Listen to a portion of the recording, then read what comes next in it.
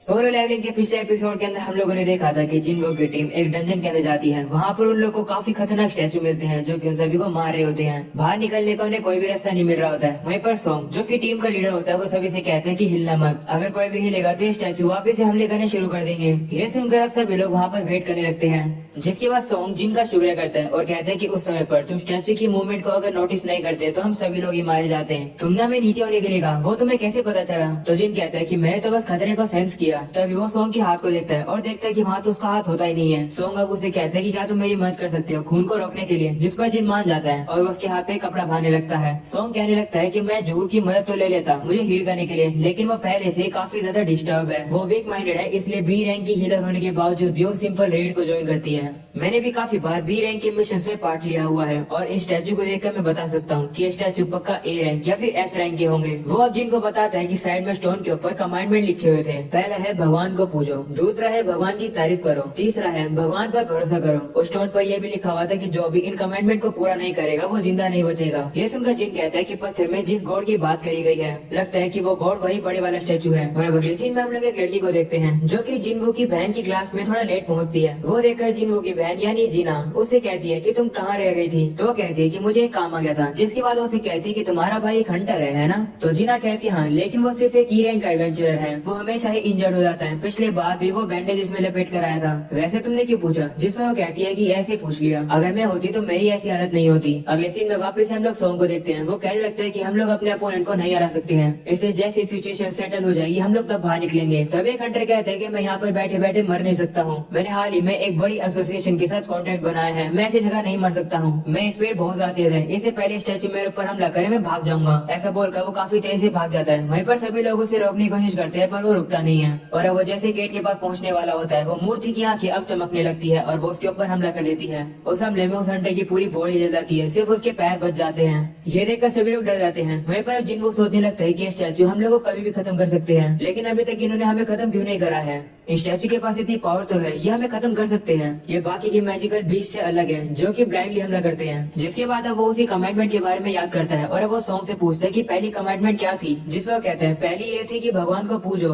ये सुनकर जीना खड़ा होने लगता है और कहते हैं कि झंझन के अपने ही रूल हैं। वो देखकर सॉन्ग उससे कहते हैं कि तुम क्या कर रहे हो, तुम खड़े हो गए तो ये तुम्हें मार देंगे। सॉन्ग अब जिन की आंखों में देखता है और उसे पता चल जाता है कि जिन यहाँ पर सीरियस है और वो यहाँ पर मरना नहीं चाहता है। जिसके बाद अब वो मूर्ति जिन के ऊपर हमला करने वाली होती है, लेकिन तभी जिन नीचे झुक जाता है, जिसकी वजह से वो जो मूर्ति होती है वो अटैक करना बंद कर देती है। ये देखकर जीना सभी से कहता है कि सभी लोग अब स्टैचू के सामने नील डाउन कर लो। ये सुनकर सभी उससे कहते हैं कि क्या तुम पागल हो, ये हमसे क्या करवा रहे हो? तो जिन कहते हैं कि जब तक हमारे सर एक सर्टेन हाइट तक होंगे ये हमारे ऊपर हमला नहीं करेंगे। शायद से पहले कमेंटमेंट का ये मतलब है। ऐसा बोलने के बाद वो तो नील डाउन कर लेता है, जिसे देखकर अब सभी लोग नील डाउन करने लगते हैं स्टैचू के सामने। वो लोग अब सोचने लगते हैं कि क्या ऐसा करके हम लोग सर्वाइव कर पाएंगे। तभी अचानक से वो मूर्ति एक काफी ज्यादा क्रीपी स्माइल करती है, जिसे देखकर सभी लोग अब डर जाते हैं और अब थोड़ी देर तक कुछ भी नहीं हो रहा होता है। ये देखकर पास से खड़ा होता है और कहता है कि ये देखो स्टैचू अब हमारे ऊपर हमला नहीं कर रहे हैं। जिसके बाद सभी लोग अब खड़े हो जाते हैं और देखते हैं कि हाँ स्टैचू तो उनके ऊपर हमला कर ही नहीं रहा है, इसका मतलब वो लोग क्या बच गए?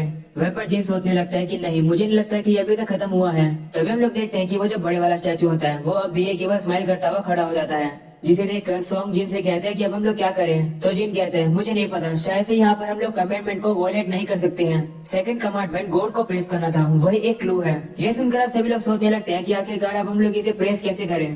तभी एक हंटर सामने आता है और कहता है कि ये मुझ पर छोड़ दो, मैं ट्रेडिशनल फोक लेयर के ऊपर रिसर्च कर रहा हूँ, मुझे पता है कि गॉड को कैसे प्रेस किया जाता है। वो अब जाकर उस मूर्ति के सामने बैठकर अब प्रेयर्स बोलने लगता है। वो मूर्ति अब रुक कर उसे सुनने लगती है। तभी जिन नोटिस करता है कि जो वो बंदा प्रेयर्स बोल रहा है वो प्रेयर इस गॉड यानी इस स्टैचू के लिए नहीं है। जिसके बाद वो मूर्ति उस बंदे के ऊपर पैर रखकर उसे पूरी तरीके से कुचल देती है। वो मूर्ति अब एक लड़की को भी कुचल देती है। ये देखकर सभी लोग डर जाते हैं। वहीं पर सॉन्ग कहते हैं कि हमें अलग अलग भागना चाहिए। ये सुनकर जिन जूहू के हाथ को पकड़कर उसके साथ भाग जाता है। वहीं पर पास दौड़ता दौड़ता कहता है कि मैं ऐसी जगह पर नहीं मर सकता हूँ, मेरी फैमिली मेरा वेट कर रही है। वो अब एक जगह पर आता है और कहता है शायद से मैं यहाँ पर सेफ हो सकता हूँ। तभी कि मुझसे कहते हैं कि वो जगह सेफ नहीं है, अपने पीछे देखो।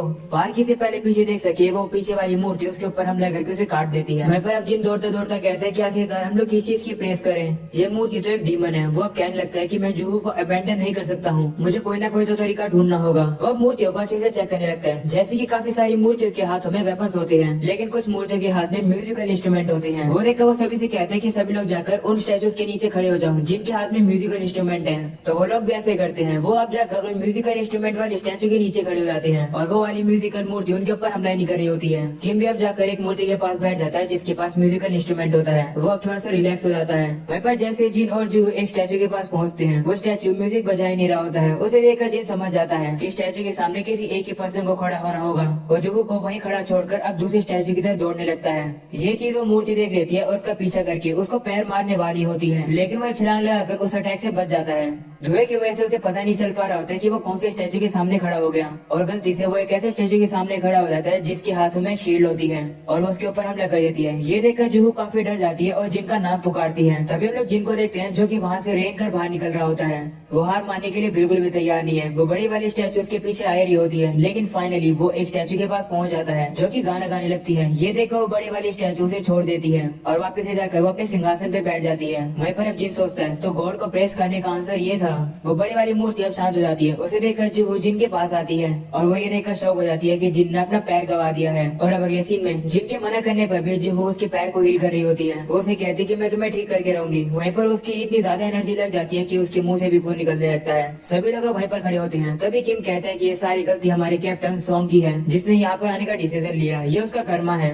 सभी लोग किम से कहते हैं कि तुम्हें क्या कह रहे हो। वहीं पर सॉन्ग कहता है हाँ तुम सही कह रहे हो, फाइनल डिसीजन तो मेरा ही था यहाँ पर आने का, इसलिए मैं सारी रिस्पॉन्सिबिलिटी उठाता हूँ। वहीं पर अब जिन सोचने लगता है कि बहस करने का समय नहीं है, अभी भी एक कमिटमेंट बचा हुआ है। तभी हम लोग उस बड़ी मूर्ति को देखते हैं जो कि अपना हाथ उठाती है और अब जमीन में से एक अल्टर बाहर आ जाता है। उसे देखकर जिन कहते हैं कि ये तो अल्टर है, इसका यूज गॉड के लिए सेक्रीफाइस करने के लिए किया जाता है। थर्ड कमिटमेंट लिखा था कि गॉड पर विश्वास करो।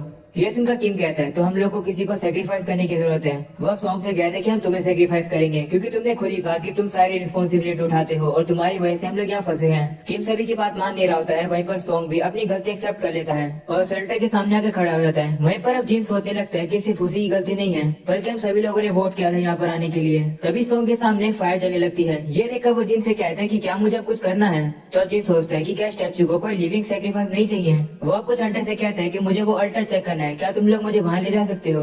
मुझे नहीं लगता कि हम आ जाएंगे तो कुछ होगा। ये सुनकर अब वो लोग उसे वहाँ ले जाते हैं और अब वहाँ पर 3 और आग चलने लगती है। ये देखकर जिनको अभी कुछ समझ नहीं आ रहा होता है कि आखिर क्या होने वाला है। वो पूछते हैं कि अगर हम लोग यहाँ वेट करेंगे तो क्या हमें कोई बचाने आएगा। तो सॉन्ग कहता है कि जब से डंजन क्रिएट हुआ है तब से लेकर अब तक 7वां दिन हो गया है। मुझे लगता है इससे पहले कि हम लोग रेस्क्यू हो वो लोग एक्शन ले लेंगे। ये सुनकर जिन सोचता है कि गेट को पूरी तरीके से खुलने में 7 दिन लगते हैं और इसे डंजन ब्रेक कहते हैं। अगर ऐसा हो गया तो मैजिकल बीस्ट गेट के जरिए हमारी दुनिया में आ जाएंगे, इसलिए हम लोग को बॉस को हराकर एक टाइम लिमिट पर गेट को बंद करना होता है। यही रेड मिशन का दूसरा पर्पस होता है। अगर हम यहाँ फेल हो जाएंगे तो ये स्टैचू हमारी दुनिया में आ जाएंगे। और अब अगले सीन में हम लोग जिन्हों की बहन को देखते हैं जो कि हर दिन की तरह ही आज भी अपनी मॉम से हॉस्पिटल में मिलने आई है। वो अपनी मॉम को अलग अलग तरीके की बातें बताने लगती है। और अब अगले सीन में वापस हमें डंजन का सीन दिखाया जाता है जहाँ पर जिन किम और जूहू से कहते हैं तुम लोग भी यहाँ आ जाओ, जिससे कि हम लोग फ्लेम्स को कोरस्पॉन्डिंग नंबर से जला पाएंगे। तभी हमें पता चल पाएगा कि क्या होगा। ये सुनकर वो लोग भी वहाँ पर आ जाते हैं और 2 फ्लेम्स वहाँ पर चलने लगती है। और अब अचानक से अल्टर में से चिंगारी आती है जिसकी वजह से वहाँ पर सर्कल में ब्लू फ्लेम्स चलने लगती है। और अब अचानक से वहाँ का डोर ओपन हो जाता है। वो देखकर वो लोग सोचते हैं कि क्या आप लोग बाहर जा सकते हैं या फिर ये कोई ट्रैप है। और अब धीरे धीरे करके ब्लू फ्लेम्स वहाँ से गायब होने लगती है और अब काफी सारे स्टैचू चलकर अब उनकी तरफ आने लगते हैं उन्हें खत्म करने के लिए। ये देखकर सभी डर जाते हैं और कहते हैं कि हम अब क्या करें। तो जिन सभी लोगों से कहते हैं कि इन सभी लोगों की आंखों में देखो, अगर तुम नजर हटाओगे तो ये और ज्यादा पास आते जाएंगे। ये गेम की तरह इस स्टैचू को देखते रहो। सभी लोग अब स्टैचू को देखने लगते हैं और वो स्टैचू वहीं पर रुक जाते हैं। लेकिन एक लड़की ज्यादा देर तक स्टैचू को नहीं देख पा रही होती है। वो काफी डर जाती है और सीधा भागकर एक गेट के बाहर निकल जाती है, जिसकी वजह से उसकी जो फ्लेम होती है वहाँ से गायब हो जाती है और अब गेट थोड़ा सा बंद होने लगता है। ये देखकर सॉन्ग कहता है कि आखिर ये क्या है। वो तो बाहर निकल गई और डोर थोड़ा सा बंद हो गया। ये देखकर जी सोचता है कि यहाँ क्या चल रहा है। ब्लू फ्लेम्स थोड़े समय बाद बुझ रही हैं और एक बार अगर कोई अल्टर को छोड़ के चला रहता है तो ऑरेंज फ्लेम बुझ जाती है। जिनो सारे कमिटमेंट को याद करने लगता है और कहता है कि ये डोर जरूर से एक ट्रैप है। ये एक मिराज की तरह है जो कि हमें दिख रहा है क्योंकि हम लोग डरे हुए हैं। शायद से इस तरीके से ये हमारे भगवान पर विश्वास को चेक कर रहे हैं। जिसके बाद वही वाला बंदा जिसने जिनको पकड़ रखा होता है वो कहता है कि मैं और ज्यादा होल्ड नहीं कर सकता हूँ। वो अब जिन को जमीन पर फेंक देता है और गेट से बाहर निकल जाता है, जिसकी वजह से उसकी जो ऑरेंज फ्लेम होती है वो बुझ जाती है। ये देखकर किम भी जाने वाला होता है। तभी जिन उनसे कहते हैं कि कोई भी मत हिलना, अगर और कोई जाएगा तो ब्लाइंड स्पॉट क्रिएट हो जाएंगे। ये सुनकर सभी कहते हैं कि तुम्हारा मतलब क्या है, जिस पर वो कहता है कि ऐसे रहो, बिल्कुल भी मत हिलना और स्टैचू को देखते रहो। ब्लू फ्लेम एक टाइमर है, जब ये पूरी तरीके से बुझ जाएंगे तो हम सभी लोग शायद एस्केप कर पाएंगे। तक ये मुंह से कहता है, लेकिन ऐसा भी हो सकता है कि जब ये सारे ब्लू फ्लेम्स बुझ जाएंगे तो हम सभी यहाँ लॉक हो जाएंगे। सच बताऊं तो मैंने कभी नहीं सोचा था कि तुम इतने कमजोर होकर इतने काम आओगे। तुम्हारी वजह से हम लोग इतनी देर सर्वाइव कर पाए, लेकिन माफ कर दो, मेरी फैमिली मेरे घर पर वेट कर रही है, मुझे घर जिंदा जाना है, मैं नहीं मरना चाहता हूँ, मैं और ज्यादा देर तक होल्ड नहीं कर सकता हूँ। ऐसा बोलने के बाद किम भी वहाँ से भाग जाता है। वहीं पर जीन अब रोते हुए कहता है, क्यों? लेकिन मैं तो गिव अप नहीं करूंगा, मैं जिंदा जरूर बचूंगा, मैं हर बार जिंदा बचता हूँ। हम लोग अब देखते हैं कि वहाँ पर सिर्फ जिन, जूहू और सॉन्ग ही बचते हैं। सॉन्ग उन लोगों से कहते हैं कि तुम लोग जल्दी से यहाँ से चले जाओ, मुझे लगता है कि जब तक एक पर्सन यहाँ रुकेगा डोर बंद नहीं होगा। तुम जैसी यंग लोगों को बचना चाहिए, जिससे कि दुनिया का फ्यूचर और अच्छा हो सके। वहीं पर अब जूहू चलने की कोशिश करती है, पर उसके पैर चल नहीं पा रहे होते हैं, क्योंकि उसने अपनी पूरी एनर्जी जिन को हील करने में लगा दी। तो जिन अब सॉन्ग से कहते हैं कि आप जूहू को लेकर यहाँ से चले जाओ। सॉन्ग नहीं मान रहा होता है, तो जिन उसे कहता है, तो फिर कौन जूहू को बाहर लेकर जाएगा, मेरे पैर तो कट चुके हैं, समय नहीं है, इसे जल्दी करो। वहीं पर जूहू अब जिन से कहती है कि नहीं, मैं यहीं पर रुकूंगी तुम्हारे पास। तभी जिन उसे कहता है कि मैंने तुमसे प्रॉमिस किया था कि मैं तुम्हें बाहर खाना खिलाने के लिए लेकर जाऊंगा। वो उसे वही मैजिक स्टोन देता है जो कि पहली बार उसे मिला था। वो उसे वो देकर कहते हैं कि इसका यूज करना और कुछ खरीद लेना खाने के लिए, जब मैं यहाँ से बाहर निकल जाऊंगा तो मैं तुम्हें और पैसे दे दूंगा। तो जूहू उसे कहती है, मजाक मत करो। तभी सॉन्ग अब उसकी गर्दन पर चोक मार देता है और उसे बेहोश कर देता है और कहते हैं, माफ करना, लेकिन हमारा समय खत्म होता जा रहा है। जिन भी अब सॉन्ग से कहते हैं कि जूहू को सेफली यहाँ से ले जाना, तो सॉन्ग भी मान जाता है और अब वो जूहू को वहाँ से ले जाता है, जिसकी वजह से वहाँ पर जो 2 और फ्लेम्स होती है वो बुझ जाती है। जिन अब खुश होकर कहता है कि अच्छा है कि सिर्फ अब मैं ही मरूंगा, अगर मुझे पता होता तो मैं और ज्यादा इंश्योरेंस ले लेता। वो मूर्ति अब उसके पास आने लगती है, तो जिन अब साइड में पड़ी सोड को उठा लेता है और कहता है कि मरते मरते मैं एक स्टैचू को तो खत्म करके ही रहूंगा। जिसके बाद एक मूर्ति उसके ऊपर काफी जोर से हमला करती है, लेकिन जिन उसके अटैक से बार बार बच जाता है। लेकिन अब दूसरी मूर्ति उसे उठाकर फेंक देती है। जिन अब कहने लगता है कि हमेशा से ही मैं कमजोर रहा हूँ, उसकी वजह से लोग हमेशा मेरी बेइज्जती करते रहते हैं। मैंने हमेशा ट्राई किया है अपना बेस्ट देने के लिए, मैं भी ताकतवर बनना चाहता हूँ, लेकिन नहीं बन सकता हूँ। जिसके बाद हम लोग देखते हैं कि वो मूर्ति उसे इतना ज्यादा मार देती है कि उसके हाथ पैर तक कटने लगते हैं। जिन अब कहने लगता है कि मैं इतने समय से खुद से ही सर्वाइव करता आ रहा हूँ, हम सभी इंसान एक जैसे हैं, सभी लोग अपना फायदा देखते हैं। तुमने जो कुछ भी मेरा शुक्रिया करा वो सब एक नाटक था। हमेशा सेल्फिश लोग सारे बेनिफिट ले जाते हैं, मेरी भी तो फैमिली है, मैं भी तो अपने घर जिंदा वापस जाना चाहता हूँ। वो मूर्ति अब उसे उठाकर नीचे फेंक देती है, उसका अब काफी खून निकलने लगता है। वो अब कहता है कि सिर्फ मैं ही मरने वाला हूँ। वो मूर्ति अब उसे उस अल्टर पर फेंक देती है। जिन्हें रोते कहता है कि मैं मरना नहीं चाहता हूँ, काश मुझे एक और मौका मिलता। जिसके बाद हम लोग देखते हैं कि वो मूर्ति अब उसके ऊपर हमला कर देती है और अब अचानक से सीन शिफ्ट होता है, जहाँ पर अब हम लोग को ब्लू फ्लेम्स गायब होती दिखाई देती है और अब एक मेन्यू जैसी चीज ओपन होती है, जिसमें एक नोटिफिकेशन आती है, secret quest courage of the week की। उसमें लिखा आता है कि तुम्हारे पास क्वालिफिकेशन है एक प्लेयर बनने की, क्या तुम एक्सेप्ट करोगे? तुम्हारे पास सिर्फ 0.02 सेकंड बचे हैं, अगर तुम एक्सेप्ट नहीं करोगे तो तुम्हारा दिल बंद हो जाएगा और तुम मर जाओगे। तो जिन अब यस पर क्लिक कर देता है और अभी इसी के साथ होता है ये एपिसोड यही खत्म।